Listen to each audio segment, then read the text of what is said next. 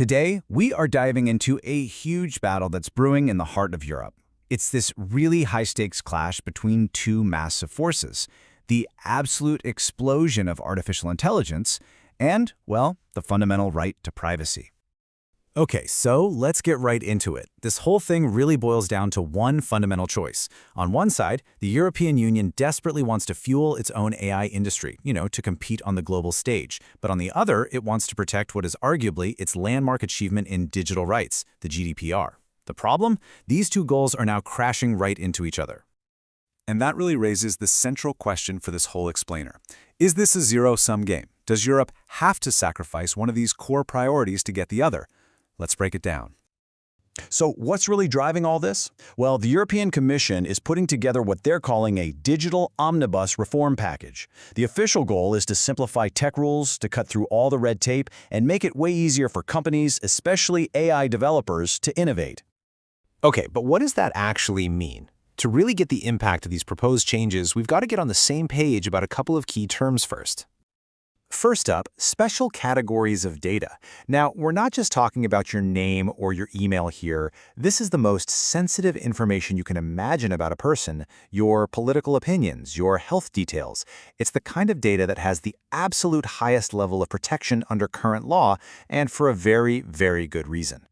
And then there's this term pseudonymized data. You can think of it like data that's been put into disguise. The direct stuff, like your name, is removed, but with a bit of effort or some extra information, it could still be linked right back to you. And its legal status is a huge point of contention here. So, with those terms in mind, here are the three big changes on the table. First, they want to create new legal loopholes for AI to process that super-sensitive special category data. Second, they're thinking about removing protections for pseudonymized data completely. And third, they want to let websites track you with much broader justifications, going way beyond just getting your explicit consent. Now, you might be asking, why on earth would the EU even think about doing this?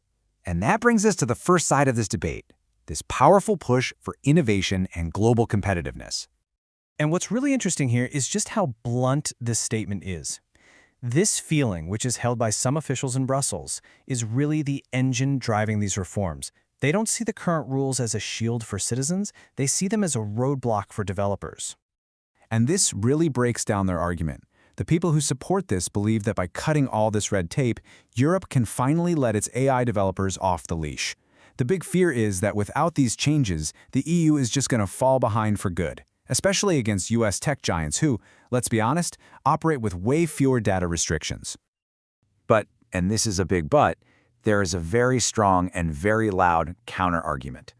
So let's flip to the other side, the fierce defense of Europe's hard-won digital rights. And here is the opposing view, in just as stark terms.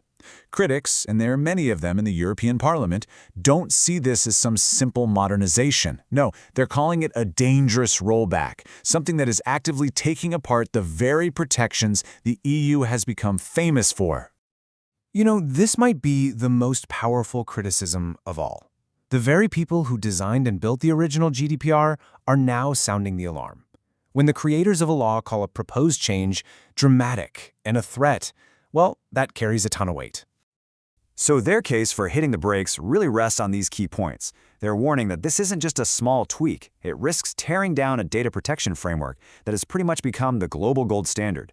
They also argue that changes were totally rushed and that calling this a technical simplification is just plain misleading. It's a massive legal overhaul in disguise. So, with two powerful sides completely dug in, what happens now? Well, the debate is moving out of the back rooms and into the formal political arena, and you can bet a major fight is coming. You can see the battle lines drawn pretty clearly right here.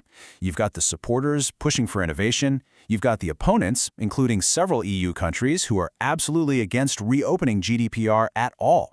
And then, right in the middle, you have a completely divided European Parliament, where the fate of this whole thing will probably be decided. And here's the roadmap for that fight. The official proposal is set to drop on November 19th. From there, it's headed for some fiery debates in Parliament and tough negotiations with member states, all through 2026. You should absolutely expect intense lobbying from both big tech and privacy groups every single step of the way. Which, brings us right back to where we started. This whole political battle is really just a proxy war for a huge, fundamental dilemma. Is being competitive in the global AI race more important than the fundamental privacy rights of your citizens? Europe is about to decide. The outcome of this is going to set the course for the digital future of millions of people. And really, it all comes down to one profoundly difficult question. What is the right price for innovation?